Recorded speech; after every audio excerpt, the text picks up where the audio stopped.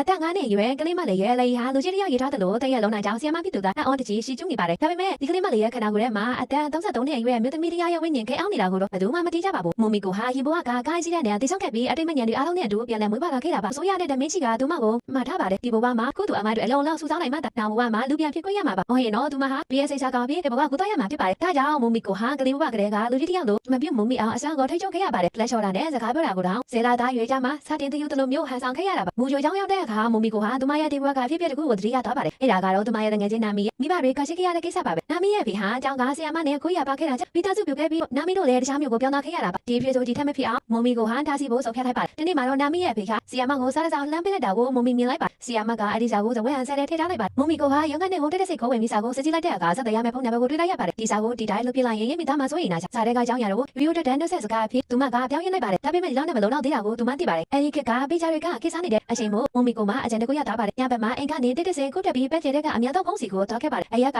ပို့နေတာကြောင့်စားတွေကိုစင်ပြီးတနေခဲ့ရတယ်လို့ဖုန်းဆက်ဖို့အကျွေးစိတ်လိုလာတဲ့အခါမှာလည်းအပြေးပနဲ့ထင်ပတ်ထားတဲ့မဟုတ်တွေကိုခုတ်ယူခဲ့ရပါတယ်သူမဟာနာမီအဖေရဲ့ပေးချနံပါတ်ကိုဆက်ပြီးဒါကိုရက်တက်လိုက်တော့မဟုတ်ရင်မိနောင်နိုင်ရောက်လိမ့်မယ်ဆိုတဲ့ရှင်းချောက်စာကိုပို့လိုက်ပါတယ်အိမ်ပြလဲမှာကင်းနေနေတဲ့ရဲတွေကိုတွေ့လို့ကောက်တဲ့ခုအောင်ခဲ့ရတာကြောင့်အိမ်မရောက်တဲ့အခါမှာတော့သူမဟာတကောလုံးဖုန်းနေပြီးမောဟိုင်းနေပါတော့တယ်နောက်တနေ့မှာတော့နာမီအဖေကအကြောင်းကိုရောက်လာပေမဲ့ဆီယာမကိုတကောမှမပြောပဲပုံမှန်တိုင်းပဲပြန်သွားခဲ့ပါတယ်ဆီယာမတောင်းနည်းထူးဆန်းသွားပါတယ်မုံမီကိုဟာအပြည့်စုံကြီးကိုအားမင်းထားရှိနိုင်ခဲ့တယ်လို့ကိုတို့အမတ်တွေလည်းအများကြီးရရှိသွားခဲ့ပါတယ်အိမ်ပြန်ရောက်လို့ဒီဘရက်မှာဒီအစိတ်ပုံကိုမြင်းတဲ့အခါမုံမီကိုတရားအခုကြောက်နေမိတော့ပါပဲ